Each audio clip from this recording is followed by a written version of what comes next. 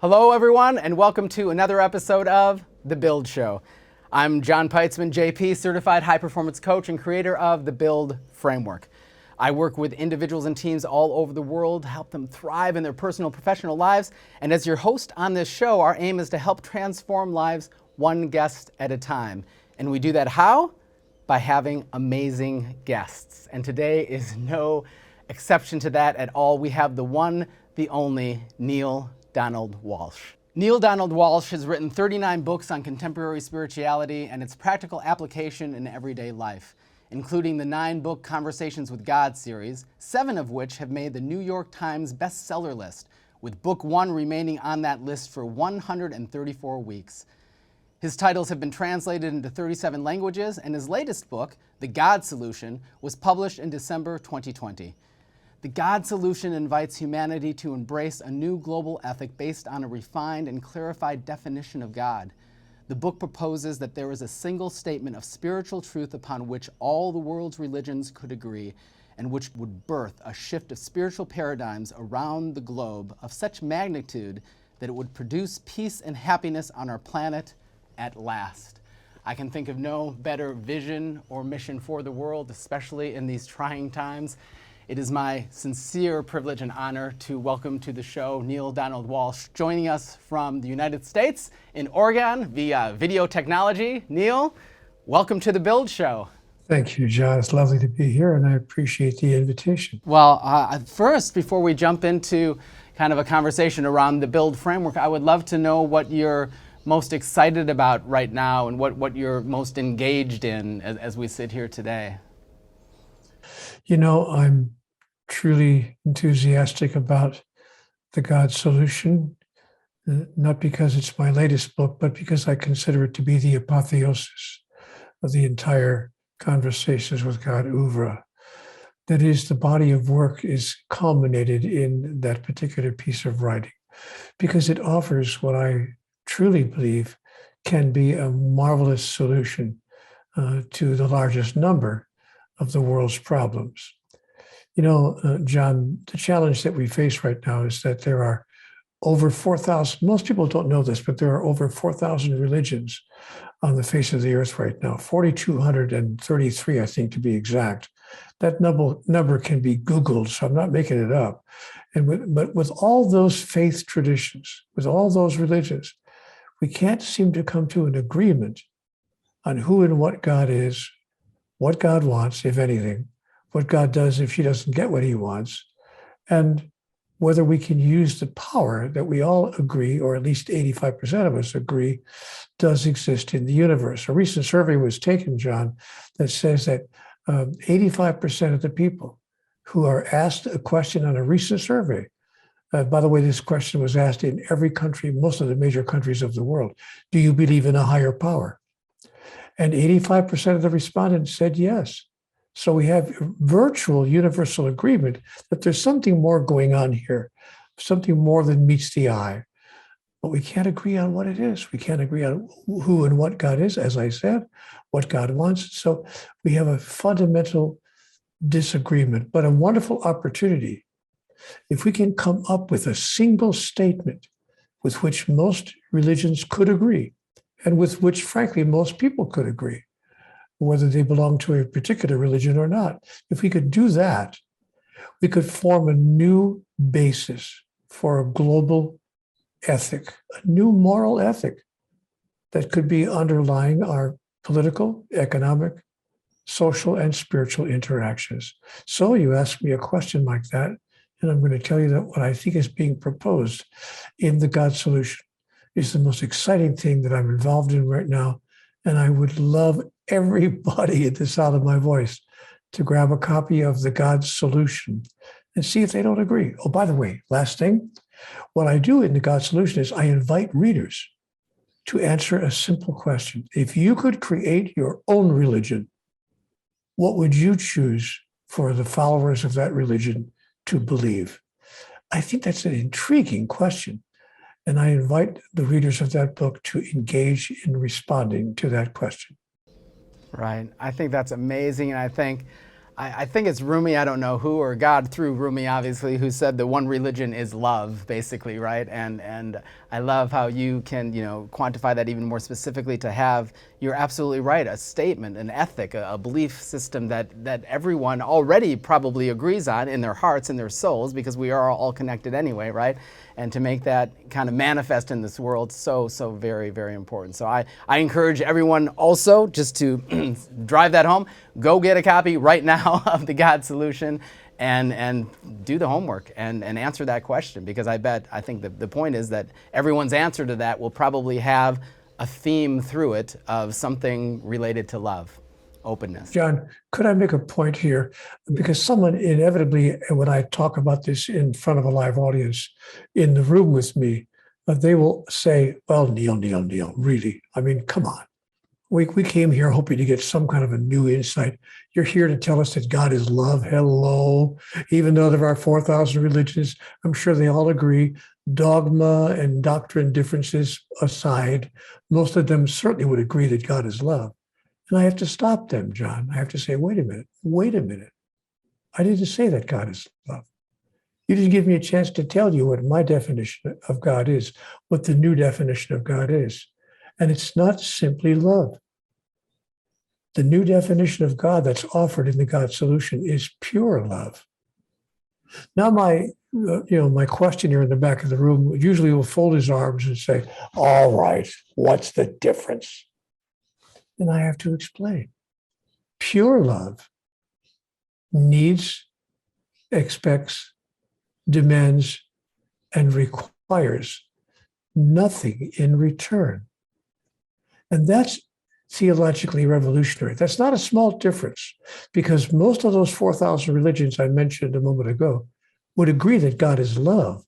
But they also agree, the largest number of them, that because of God's love for us, God has instituted a system of justice that allows God and calls upon God to judge, to condemn, and to punish people who do not do what God wants. Now, if we decide that pure love wants, needs, requires, and demands nothing in return, the whole apple cart is turned upside down. We now have a deity who wants and requires nothing from us, who simply desires to love us and to empower us to create the reality of our choice. That's a whole different kind of God. So if we could get every religion on the face of the earth to say that God is pure love and doesn't demand anything back from us, we could change the world overnight. I'd like to add one final observation.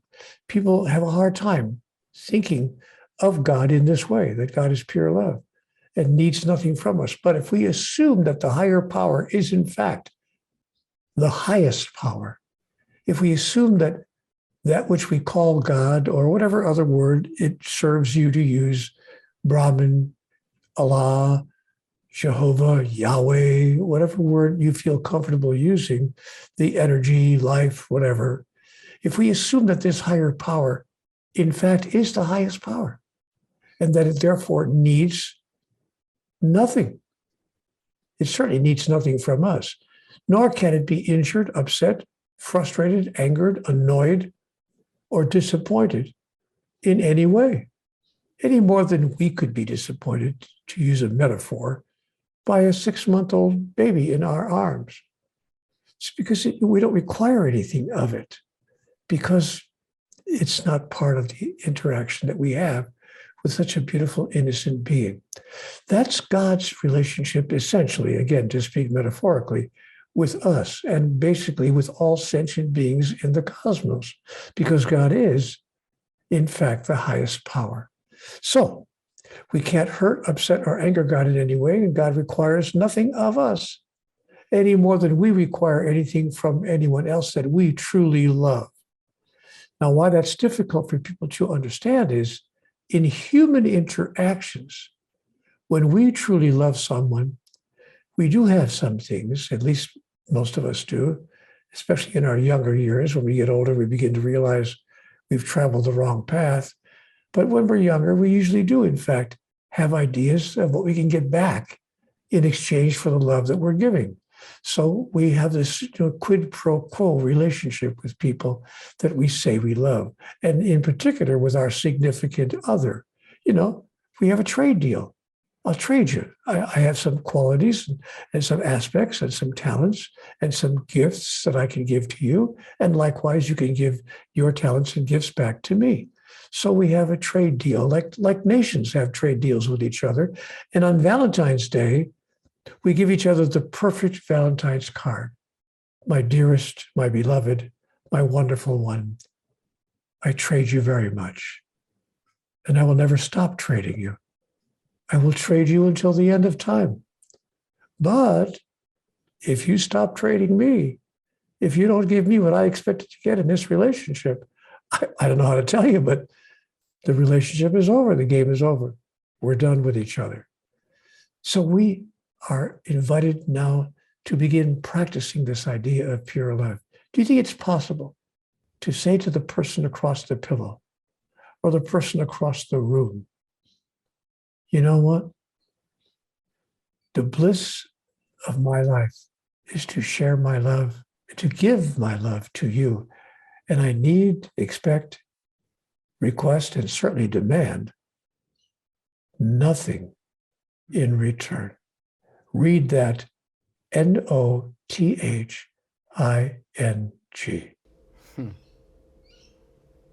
Beautiful. Thank you so much for that, pure love. And what I'd love to do now, we've already kind of started down the path, but to kind of just walk through the BUILD framework and get any additional insights on how all that we're talking about connects to that. For those of you who need a reminder of what BUILD stands for, BUILD is an acronym. It stands for Build Relationships, Understand the Business, Implement Strategies, Lead and Inspire, and Deliver Excellence.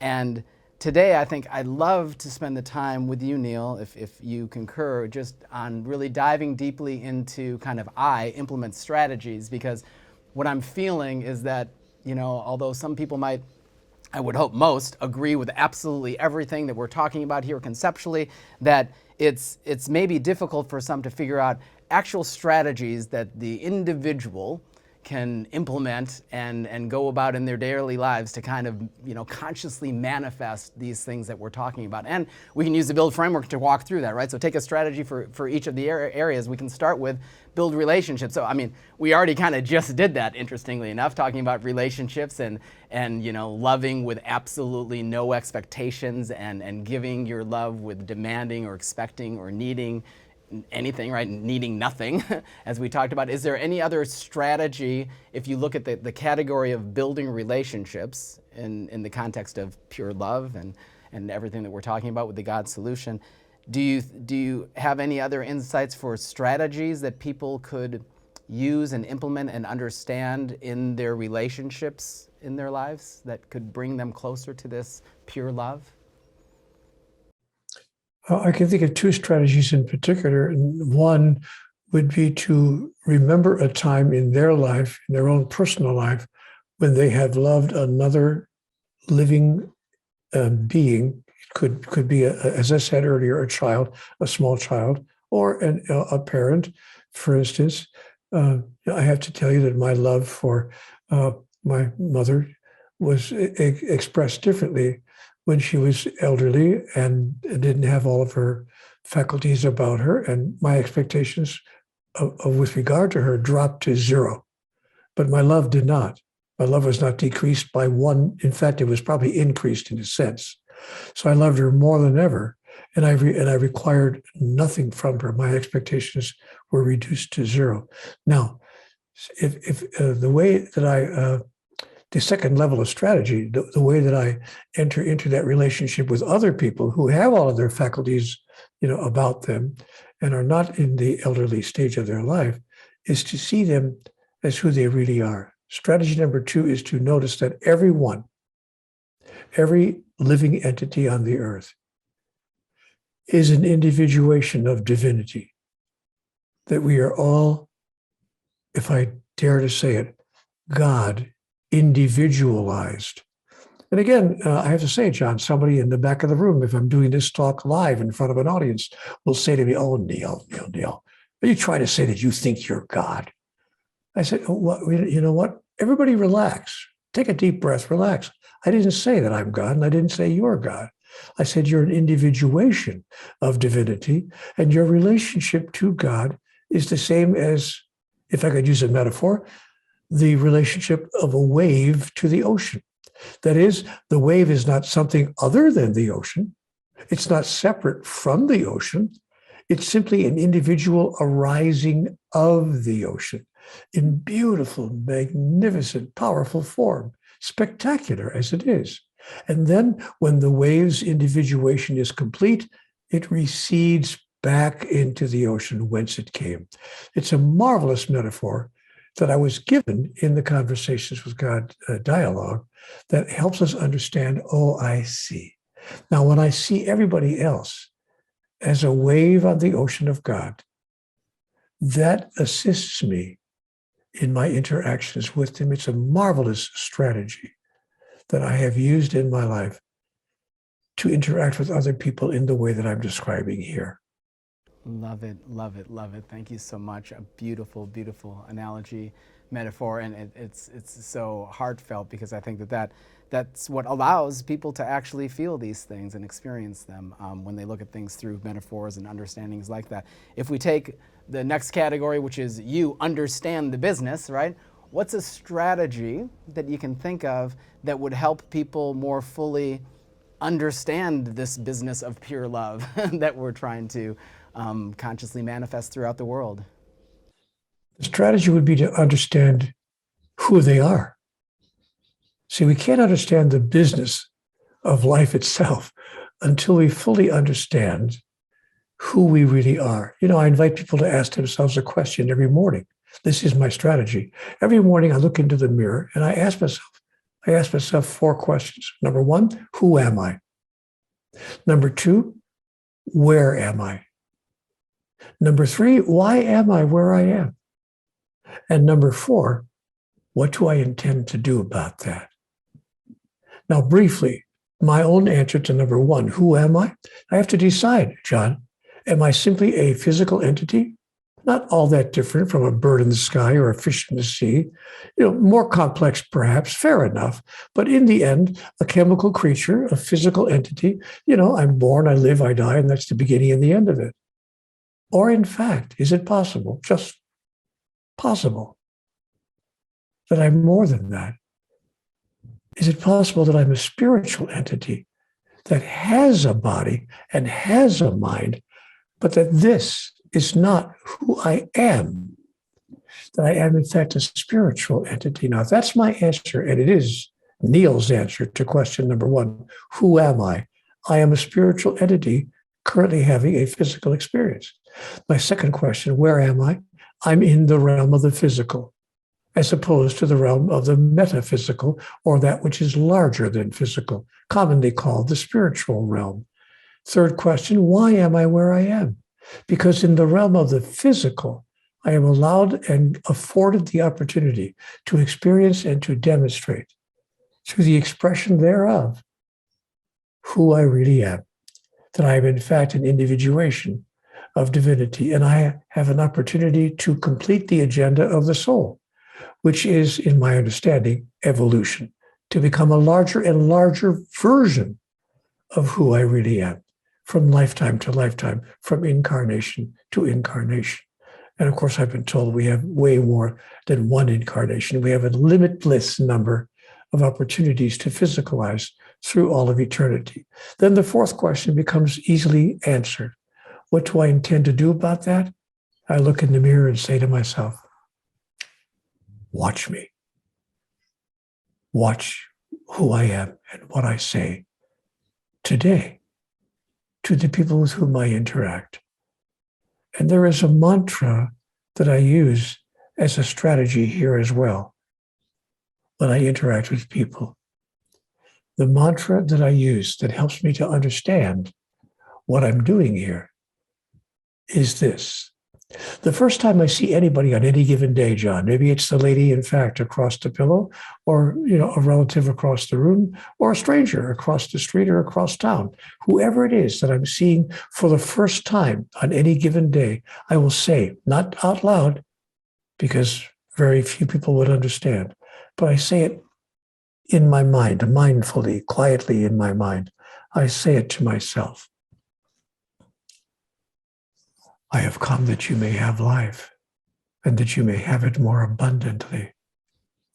Your life will be made better today for my having passed through it. I promise you. That is absolutely amazing. And I mean, I'm with goosebumps here thinking about the impact that would have on the world. I mean, you're absolutely right when we said earlier we could change the world overnight. I mean, if individuals just did that to understand themselves, right, and as they relate to other people, think of how the world would change overnight. Let's move on. Obviously, we're talking about I, implement strategies across this whole thing. So we're doing that across the area. So we'll jump through I because that's what we're applying to everything and go to L, which is lead and inspire in the BUILD framework. What's a strategy that you would like to share that others might be able to implement to be able to lead and inspire in this space that we're talking about?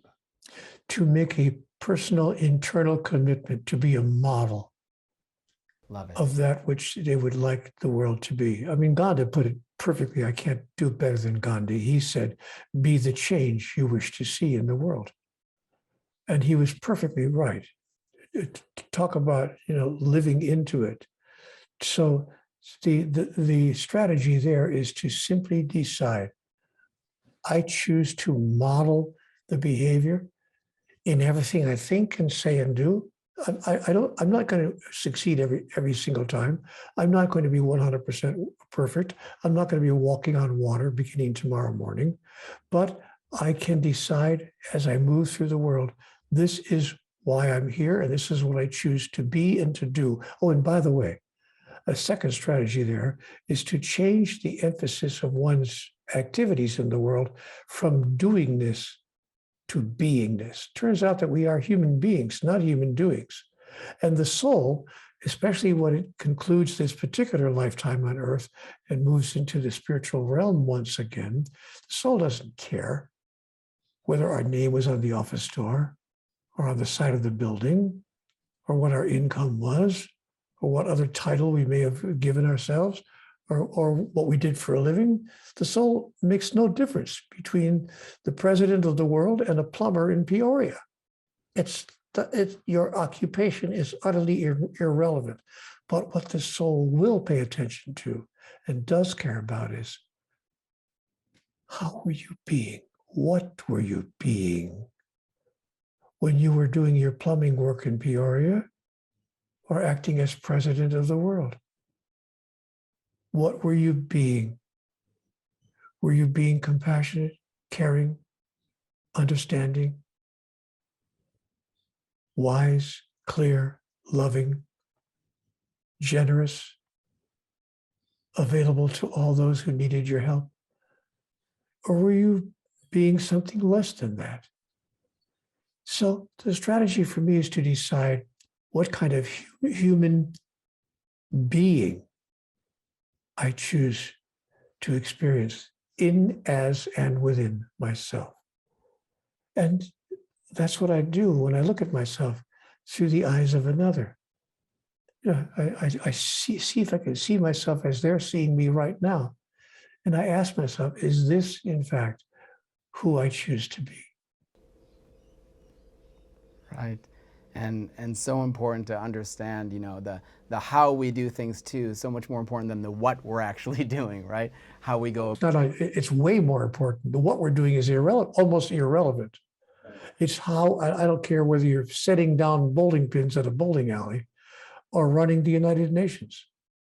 See, God is not impressed by your occupation, but she sure is looking carefully at the energy that you are sending into the world and sharing with all those whose lives you touch. So, but it depends on what your understanding is and why you're here. Yes. And that leads us right into D, the final letter in the BUILD framework, which is deliver excellence. Excellence is kind of a word that people define differently. I'd be interested into to understand how you kind of look at excellence, and more specifically, since we're talking about implementing strategies here, what strategy you would recommend to people to then, once defined, actually deliver excellence in their lives. Well, watch the results. Simply, it's as simple as that. Watch the results. That's how you can measure and define how you've done in delivering excellence. Just watch what happens. And then don't make yourself wrong if what happens has not measured up to your hopes or your dreams or your own expectations. And by the way, do the same for others. Don't hold people's feet to the fire and require them to show up in some extraordinary, unbelievable, magnificent way every single moment of their life or with every interaction that they share with you. And if they do something that might even hurt you or damage you or actually injure you, forget about even trying to forgive them. Don't even go into forgiveness. Forgiveness is the biggest obstacle to spiritual growth. So forgive no one. When I talk to people in churches, and I'm invited to take the pulpit frequently, the first thing I say to people in the church is, thank you for being here this morning. I've come here to deliver an important message. God will never forgive you for anything. And the congregation goes crazy. They go nuts. And I have to explain to them, wait a minute. You cannot hurt, damage, injure, upset, frustrate God in any way. So God would have no reason to forgive you, again, to use my old metaphor, any more than you would have a need to forgive a 6-month-old child. And I say to my audience, how many of you have ever had the joy and the privilege of holding a 3 or 4 or 7-month-old child in your arms? Most of the hands in the audience go up, and I say to them, okay. Now, if that child had a little biological accident while you were holding it, would you say to the child, it's okay, sweetheart, I forgive you? Of course not. Forgiveness is not even part of the equation, because you understand that the child is simply being the pure expression of what it is, an innocent, wonderful, living entity. So I share this with everyone whose life I touch. Write this on your bathroom mirror. Understanding replaces forgiveness in the mind of the master.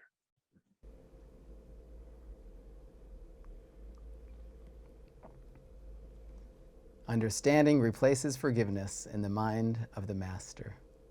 And so I often ask people to help me understand if they have done things that I felt hurt by or injured by, or actually physically injured in some way. I've learned to say to that person, would you be willing to answer a question for me? What hurts you so much that you felt you had to hurt me in order to heal it? Oh, beautiful.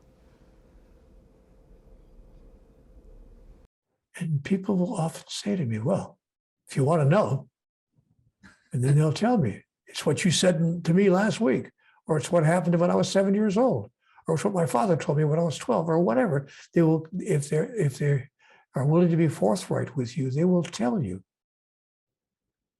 what pain they have experienced that caused them to interact with you in the way that they just did. Now we have the beginning of understanding. That doesn't mean that we condone their action. It doesn't mean that we approve of it. It doesn't mean that we want them to repeat it and do it again. But it does mean, I see. I can understand why you would do that. And I use the same technique, by the way, on myself. When I look at my life and the things I've said and done with others through the years, I've been hurtful and injurious to other people. I've done things that have hurt people, in some cases pretty badly.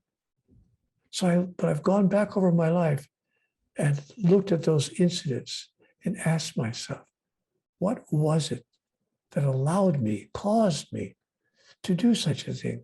I was told in conversations with God something quite astonishing. No one does anything inappropriate given their model of the world. This is not a small understanding. Right. And once I stepped into that awareness, it allowed me to interact with others and with myself in a way that caused me joy and freedom to step into the next highest truth that I choose to demonstrate and express with regard to who I am and the purpose and the function of all of life. You know, John, I could be wrong about all of this, but I don't think so.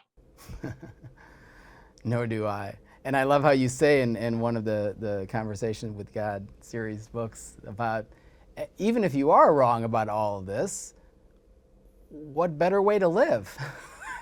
Right? I'm paraphrasing, obviously, but it really hit home that even if you are completely, off base or whatever, if you choose this versus something else, and you compare it, this is experientially a much better environment and world to actually manifest, is it not? And you leave that question for the reader, obviously, to ponder. But I, would wager that if anyone pondered that, they would agree that this is the best way. We've been trying the other way, John. We've been following the dictates of most of the world's religions, most of the world's other organizational, outreaches, their political parties, and all the rest. We've been doing, what we've been told or taught to do, and look at the world. It's an utter mess, and it has been for thousands of years. Really, honestly, is this the best we can do? We call ourselves an evolved civilization. Is this the best we can do? We have a geographical difference of opinion with someone, so we drop bombs on them and kill them by the thousands in a might is right approach to solving our differences. This is not even a judgment about who's right or wrong. It's a judgment about, is that the way to move to resolution? Help me out. What is up with us? When will we grow up and decide, wait a minute, this can't be the best we can do?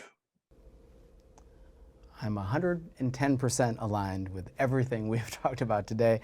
And thank you for sharing those strategies on all of the areas of building relationships, understanding the business, leading and inspiring, delivering excellence. It all comes together, and I would love it all to come together in pure love. And I would love you, finally, as we wrap things up, just to share with people how they can really get engaged in the God solution and get engaged with you if they want to. How can they reach you? Where would you direct them to go to actually get engaged more in their lives so we can all collectively manifest this pure love in the world today? Well, they can reach me at cwgconnect.com. CWG, of course, is an acronym for Conversations with God.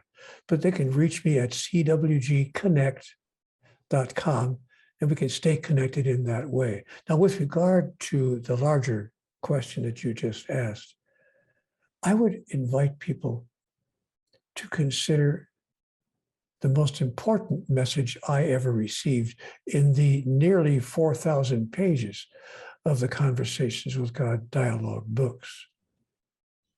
I've asked that question a lot on the media. What's the single most important message you got in those 9 books? And here it is. And I think that if we embrace that message in our lives and make it functional and operational, the answer to your question becomes apparent.